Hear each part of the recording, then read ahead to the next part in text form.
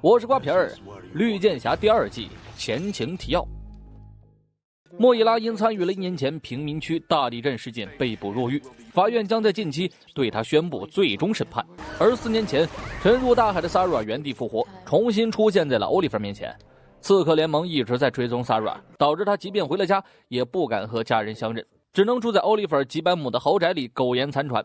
而莫伊拉这头最终审判是死刑，公司分配 Laura 来当这起案件的检方律师。检方能想到的也只有一个办法，莫伊拉主动承认所有罪行，这样也许可以争取到无期徒刑。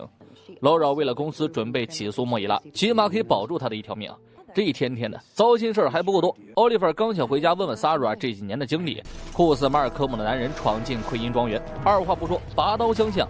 也多亏 Oliver 的家具质量都不错，随便拿起一个就能反击，估计男人也没料到这一点，几个回合就被干倒在地。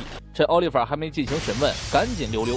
起初大家都以为这是马尔科姆的效仿者想借机除掉 Oliver， 结果 Sarah 一解释才知道，刺客联盟居然真的存在。这个组织从古流传至今，是个古老的刺客宗派。刚刚的男人被称为阿奥阿，寓意为第一个是刺客联盟的成员。Sarah 也曾为他们卖命4年，生活所迫，他不得不这样做。如今他强行离开了联盟，随之而来的将会是一大批刺客的追杀。这也是 Sarah 不敢面对家人的关键原因。菲利西蒂检测了奥阿身上掉落的泥土，里面含有杀虫剂的成分替灭威。星城最后一家替灭威工厂3年前倒闭，那里应该就是刺客的老巢。奥阿再度上演空手接剑，丝毫不把奥利弗的威胁当回事儿。马尔科姆是他的徒弟，打败自己的徒弟都差点付出生命的代价，何谈对抗师傅呀？况且奥阿有帮手，他们全都隐藏在了黑暗之中，敌人的位置太过隐蔽。奥利弗惊呼：“卧槽，赶快 kill！” 拉着 Sarah 原地起飞。就这 ，Sarah 还被砍了一刀，缝合伤口的时候吱都没吱一声。目前最危险的可能就是昆汀和 Laura 了，一旦联盟打算下手，他们肯定死翘翘。为了不让 Sarah 露面，菲利西蒂主动去和昆汀 talk。跟谁俩刺客联盟呢？大爷，我穿上警服之后连康纳都不怕。昆汀直接把菲利西蒂的警告当成了耳边屁，头也不回继续办案。眼看昆汀要被固执害出事来， Sarah 当即决定亲自去一趟。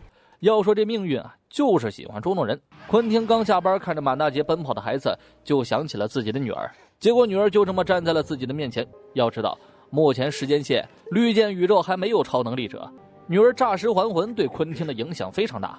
念女之情不是几句话就能表达的，昆汀从警多年，洞察力十分强大，一眼就看出女儿现在有大麻烦了。结合菲利西蒂之前的不正常，立马猜出女儿就是绿箭侠身边的神秘女侠。与此同时，奥利弗也在保证 Laura 的安全。联盟的人早就在 Laura 家留下警告，奥利弗眼疾手快，藏好匕首。既然他们无意对付 Laura， 那昆汀绝对是联盟的目标。果不其然，奥阿带领手下包围了昆汀父女，要么老老实实回南达尔巴特，要么就送昆汀上西天。小孩子才做选择，成年人通常没得选择。Sarah 掏出甩棍1敌3，塔楼布满提前准备的陷阱， Sarah 占据了地理优势，但这实力肯定比不上奥阿。危急时刻，奥利弗前来看他，中野联动上演丝血反杀。昆汀的手枪被打翻在地，机智如他掏出备用手枪，一枪解决战斗。Sarah 则是抓准时机扭断了奥阿的脖子，留了个活口给雷小谷传信，让联盟有什么事儿冲自己来。他不能让父亲再次身处险境，唯一的选择就是带着秘密离开。以前阿纳托利送了一瓶酒精给奥利弗，这种惆怅的时刻非常适合酌一杯烈酒啊，和好兄弟迪哥聊一聊男人之间的话题。不要多想啊，是聊聊这炼狱岛上的日子。最近几周，奥利弗忙于扮演绿箭侠，公司的事情完全搁置了，引起了伊丽莎白的极大不满。奥利弗的世界有个不成文的规定，凡是没有对象的妹子早晚都是自己的，有对象的等他没对象那就是自己的了。所以呢，伊丽莎白拿他也没什么办法。小妈在洛伊最近发现贫民区有一点动向，有一批人准备印出山寨票子。洛伊是第一时间把消息转告给了绿箭侠。正当奥利弗出手阻止的时候，洛伊不顾劝，硬是冲上去帮忙。不出意外，奥利弗是完成任务了，可勘察敌情的迪哥遭人偷袭，一个电击棒活活电晕。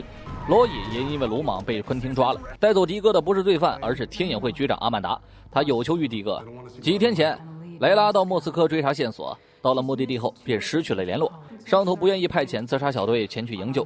阿曼达跟奥利弗认识多年，还曾经互相帮助过。他希望绿箭侠小队能出手，把自己的人救回来。莱拉调查的线索正与死者劳顿有关，他为了迪哥的私人恩怨生死不明，迪哥自然有着不可推卸的责任。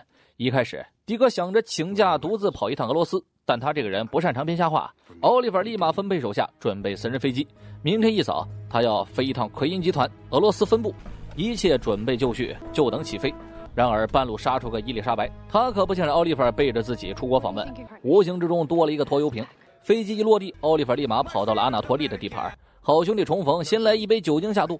兄弟会的路子野得很，几个小时就查出了莱拉的位置。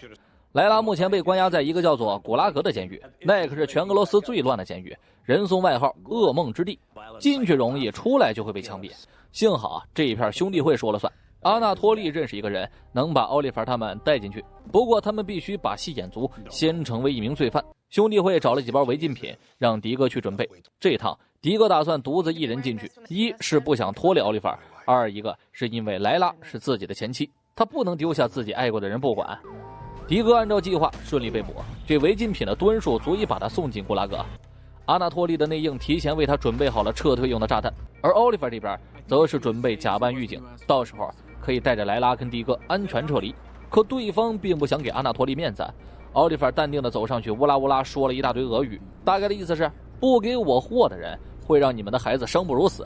迪哥这边呢也是麻烦不断，古拉格里面的罪犯大多都是有肤色歧视的，肯定会找迪哥的麻烦，而迪哥恰恰利用这一点引起混乱，被内应直接拉到了小黑屋。你说巧不巧，劳顿也被关进了小黑屋，缘分这东西啊妙不可言。这俩人手脚都被绑着亚洲捆绑，现在拼的就是口嗨技术。迪哥骂也骂不过，无能发动，无能狂吼。他们被关押的期间，奥利弗还是得骗一下伊丽莎白。要说这奥利弗的个人魅力，那确实顶呱呱。伊丽莎白从一个商业竞争对手，逐渐变得开始仰慕奥利弗。他从小就在俄罗斯长大，后来被一个人带走领养，才慢慢成为了地道的美国人，一生都奋斗在商业圈，孤独得很。奥利弗让他如狼似虎的内心彻底爆发，两个人进行了不可描述的时光啊。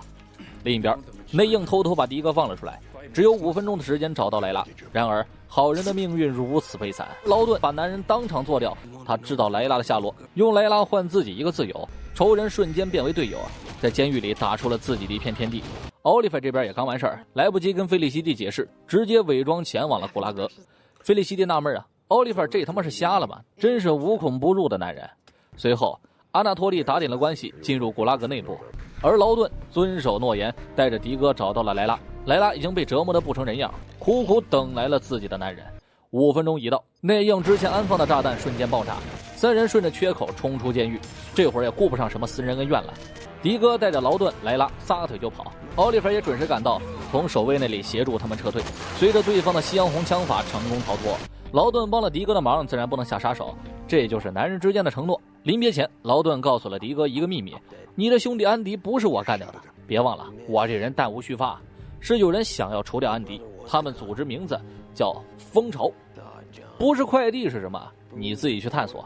一行人总归是平安回家了。奥利弗和伊丽莎白之间也有了暧昧的感觉，而星城这边被人遗忘的洛伊终于让西亚给捞出去了。就这小两口都快把警局当成酒店了。罗伊为了装逼还说自己在为绿箭侠办事儿，昆汀一听心里昆汀一声，直接让他们回家路上注意安全。可莫伊拉那边又出了点情况，莫伊拉这人也是个固执的人，他已经想放弃上诉，到时候直接吃枪子了。家里人各种劝才让他放弃这个念头，结果罗伊被捕，记者们拿西亚与罪犯谈恋爱的事情大做文章，这会影响到对莫伊拉的辩护。律师的建议是，为了避免谣言，最好是结束这段感情。西亚想让罗伊清楚事情的严重性，这货1个月连续2次被捕也忒扯了，忍着个人情绪强行选择分手。隔天去监狱看望老妈的时候，发现罗伊已经在这儿了。莫伊拉强烈要求律师把女儿的男友带来参谋参谋，还让西亚不要因为这种小事放弃爱情。老妈可不想影响你们的私人生活，要知道女儿还不到20岁，家里的各种破事让她经历的太多了，要是没个男朋友陪着肯定是不行的。再者说，法院也不可能因为被告人的女儿的男朋友怎么样而去做最终审判。迪哥回国第一件事就是跟莱拉旧情复燃，顺便调查一下蜂巢的线索。与此同时，菲利西蒂还是没想明白奥利弗为何要跟伊丽莎白那个啥，甚至有点失望的情绪。奥利弗碍于自己的身份，永远不可能跟真心爱的人在一起，日后还是逃不过这真香定律。几天之后，一场诡异的案件引起了警方的重视。一个力气巨大的神秘人袭击了奎因集团科研部，这种人根本就不可能是普通人。为了调查这种疑似超能力者，忠诚小探员 Barry 不远千里坐着火车赶到星城，顶着大雨一路跌跌撞撞跑到了案发现场。他申请参与这次调查，因为这可能是超能力者作案。我是瓜皮儿，下期见。